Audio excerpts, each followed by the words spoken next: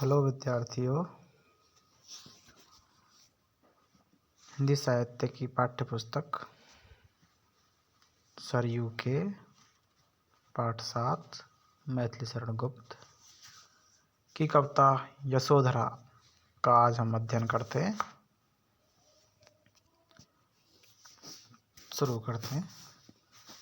सिद्धि हेतु स्वामी गए यह गौरव की बात, पर चोरी चोरी गए यही बड़ा व्याघात। सखी वे मुझसे कह कर जाते, कह तो क्या मुझको वे अपनी पथबाधा ही पाते। मुझको बहुत उन्होंने माना, फिर भी क्या पूरा पहचाना। मैंने मुख्य उसी को जाना, जो वे मन में लाते। सखी वे मुझसे कह कर जाते।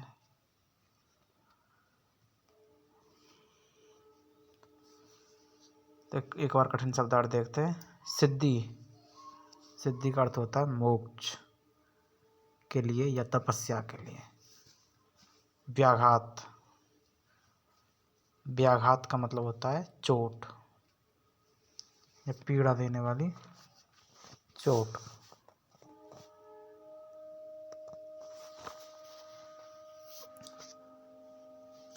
पथबाधा, पथबाधा का मतलब होता है रास्ते की रुकावट।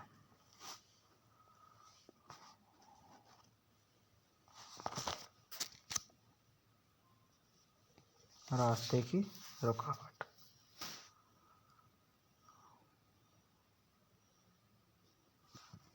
तो अब अर्थ देखते हैं एक बार।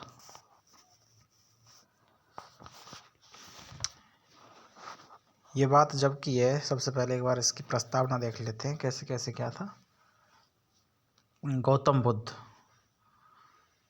के मन में विचार आता तपस्या के लिए, और वो रात में अपनी पत्नी यशोधरा और बेटे राहुल को सोता हुआ छोड़कर चले जाते हैं।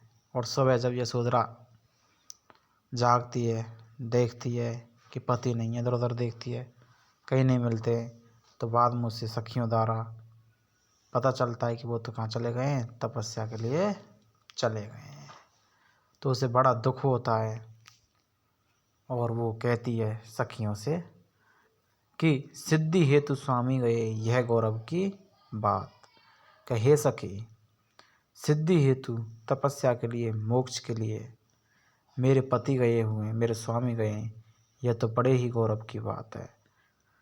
पर चोरी चोरी गए यही बड़ा व्याघात। पर वे चोरी चोरी गए हैं, बिना बताए गए हैं, छुप कर गए हैं, यह मेरे लिए बड़ा ही पीड़ा देने वाला, चोट पहुंचाने वाला है। सखी वे मुझसे कह कर जाते, कहे सखी वे मुझे बता कर जाते, वे मुझसे कह कर जाते तो मुझे इस बात का बिल्कुल भी दुख नहीं होता। पर मुझे दुख इसी बात का है कि वो मुझसे बगैर बताए, बगैर कहे ही गए हैं। कह तो क्या मुझको वे अपनी पथ बाधा ही पाते।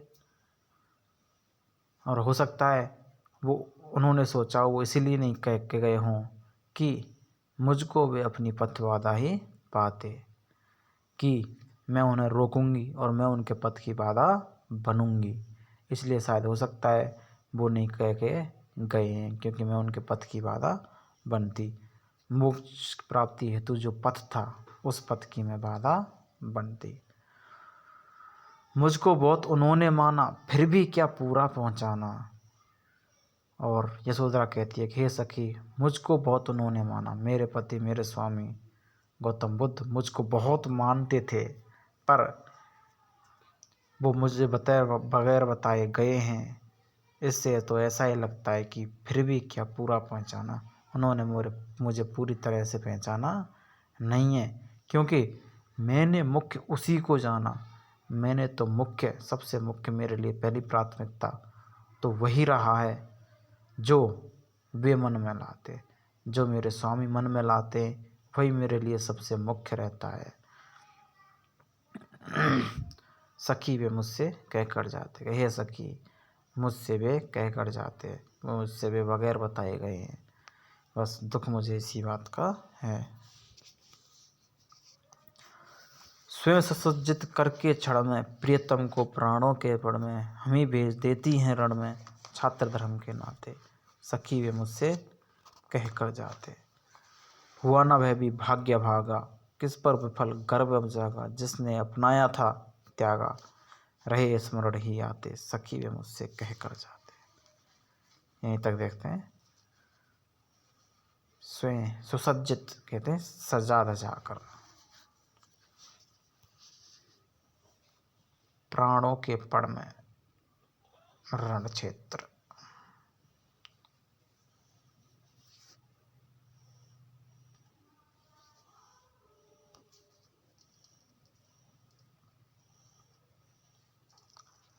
छात्र धर्म, क्षत्रिय धर्म।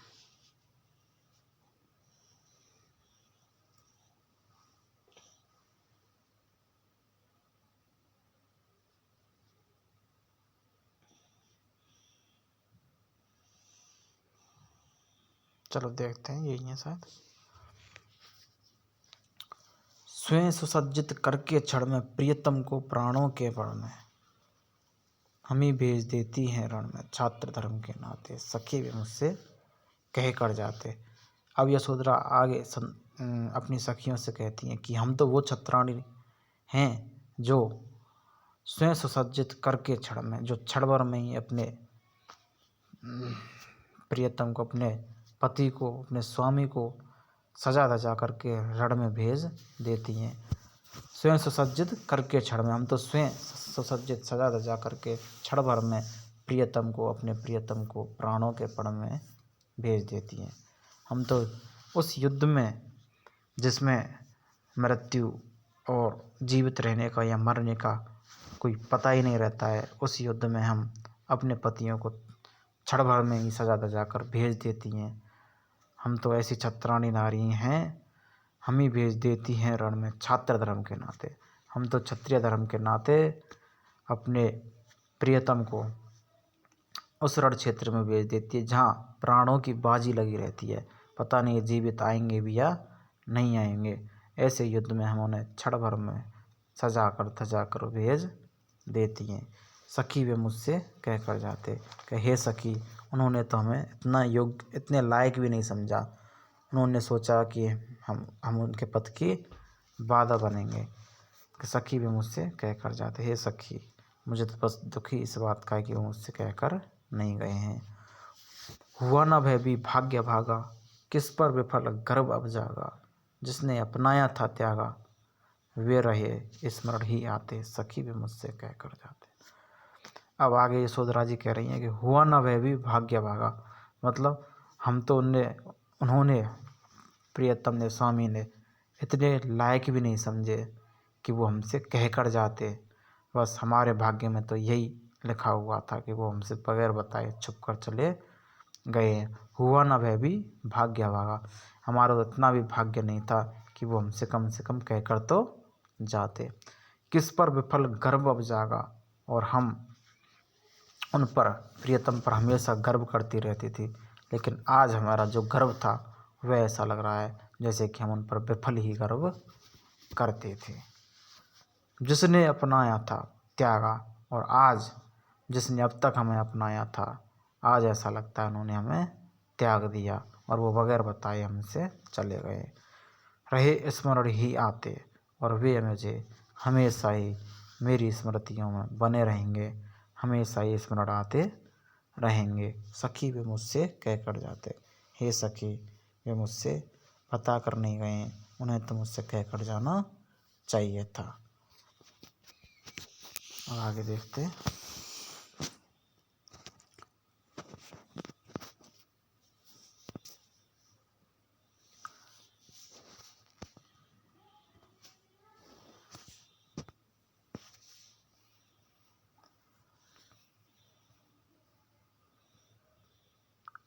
नयन उन्हें हैं निष्ठुर कहते, पर इनसे जो आंसू बहते, सदै हृदय वे कैसे सहते, गए तरस ही काते, सखी को मुझसे कह कर जाते। जाएं सिद्धि पामे वे सुख से, दुखी ना हो इस जन के दुख से, उपालम दूं मैं किस मुख से, आज अधिक वे भाते, सखी वे मुझसे कह कर जाते। निष्ठुर निर्दयी, सदै दयालु,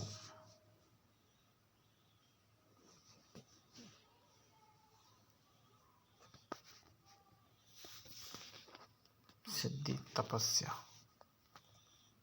साधना, उपालंब, उल्हाना।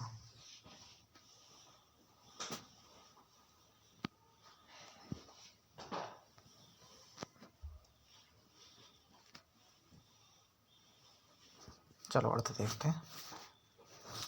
अब आगे यशोधरा अपनी सखियों से कह रही है कि नयन उन्हें निष्ठुर कहते, पर इनसे जो आंसू बहते, सदै हृदय वे कैसे सहते, गए तरस ही कहते, सखी वे मुझसे कहकर जाते। आगे कह रही है यशोधरा कि नयन मेरे नेत्रों से उनकी याद में जो आंसू बह रहे हैं, और मेरे नयन उन्हें निष्ठुर कठोर हृदय वाला कह रही हैं, पर इनसे जो आंसू बहते, सदै हृदय वे कैसे सहते। पर मेरी आंखों से जो आंसू बह रहे हैं, लगता है मेरे प्रियतम इसीलिए मुझे बगैर बताए गए हैं कि वो मेरी आंखों से बहते हुए आंसुओं को नहीं देख पाते। पर इनसे जो आंसू बहते, सदै हृदय वे कैसे सहते। वो तो बड़े ही दयालु हृदय वाले हैं, वो मेरी आंखों से बहते हुए आंसू को कैसे सहते। शायद वो इसीलिए ही मुझे बताकर नहीं गए तरस ही खाते। इसलिए वो मुझ पर तरस खाकर और मुझे बगैर बताए अकेला छोड़कर चले गए हैं। सखी वे मुझसे कहकर जाते। पर हे सखी, वे मुझसे कहकर जाते तो अच्छा होता। जाएं सिद्धि पावें वे सुख से। और आगे यशोधरा कह रही है कि चल, अब जो हो गया सो हो गया, चले गए तो चले गए, पर जाएं, अब वो जहाँ भी गए हैं, जाएं सिद्धि पावें वे सुख से। और जिस सिद्धि या साधना या तपस्या के लिए वे गए हैं, उसे वे सुखपूर्वक प्राप्त करें। दुखी ना हो इस जन्म के दुख से, और वे दुखी नहीं हो इस जन्म मतलब मेरे, यशोधरा कह रही है मुझसे, के दुख से। तो वो मेरे स्वामी गौतम बुद्ध दुखी नहीं हो इस जन्म के दुख से, मेरे दुख की याद कर कर के वो कैसे रह रही होगी अकेली। इस दुख को याद कर कर वे कभी भी दुखी ना हो। उपाल लंब दूँ मैं किस मुख से, आज अधिक वे बातें। और मैं उन्हें उलाहना किस मुख से दूँ, मैं तो उन्हें उलाहना देते हुए शोभा भी नहीं देती। आज अधिक हैं बातें, आज उनसे जो दूरी है उस दूरी के कारण, और आज अधिक वे भाते, आज मुझे तो वे बहुत अधिक ही भाते हैं। सखी वे मुझसे कह कर जाते। हे सखी, उन्होंने मुझे बता कर जाना चाहिए था। सखी वे मुझसे कह कर जाना चाहिए था।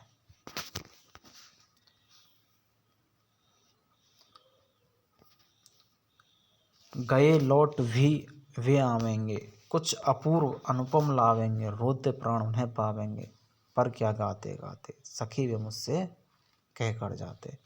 अब आगे यशोधरा जी वर्णन करते हुए कह रही है कि गए लौट भी वे आवेंगे, कि गए साधना के लिए, सिद्धि के लिए, तो सिद्धि पूरी कर कर वो लौट वे भी आवेंगे, और सिद्धि साधना को पूरी करके वे लौट कर भी तो आएंगे ही।